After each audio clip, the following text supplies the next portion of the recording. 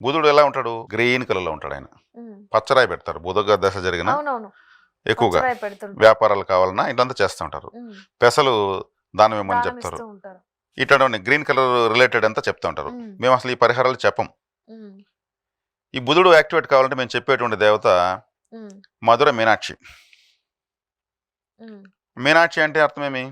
చేప లాంటి కన్నుల కలది దేవత అని అర్థం. అవును. ఆమె గ్రీన్ పచ్చడి శరీర ఛాయతో ఉంటుంది. గూగుల్‌లో కొడితే మీనాక్షి అమ్మవారు అంటే చక్కగా ఆమె ఒక పెండ్లి అయినటువంటి ఒక యువతలాగా నిలుచుకొని ఉంటుంది. గ్రీన్ కలర్ దేహంతో. హ్మ్. ఈ బుధ గ్రహానికి అదే దేవత ఆమె. హ్మ్. అందున మీనాక్షి అన్నాను కదా! మరి చేపలు ఎక్కడ ఉంటాయి? సముద్రంలో ఉంటాయి. సముద్రంలో ఉంటాయి. మరి మీనరాశే కదా సముద్రం అంటే.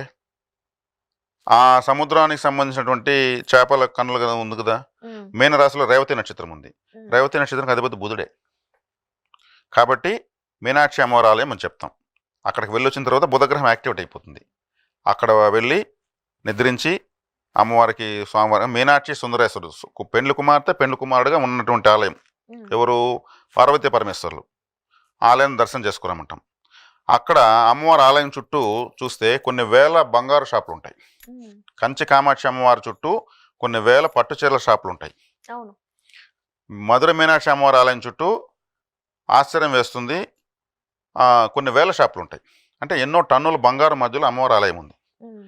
కంచి కామాక్షి అమ్మవారి ఆలయం చుట్టూ కొన్ని వేల చీరలు. చీరల షాపులు ఉన్నాయి. మ్యానుఫ్యాక్చరింగ్ అవుతుంది. హ్మ్. వాళ్ళు సంపదల మధ్యలో ఉన్నారు. మనం అక్కడికి వెళ్ళి ఒక రాత్రి నిద్ర చేయడం వల్ల మన జీవితం సంపత్కరమే అవుతుంది. హ్మ్. గ్రహాన్ని యాక్టివేట్ చేసుకునేదానికి మేము ఇదే ఆలయ పరిహారం చూపిస్తాం. అవును. ఆ ఆలయాలు కూడా అసామాన్యమైన ఆలయాలు. హ్మ్. దేవతలే మనుషులుగా పుట్టి కట్టించుకుంటే తప్పితే మనుషులు కట్టలేరు ఆ ఆలయాలను. హ్మ్. అంత గొప్ప ఆలయాలు అనమాట.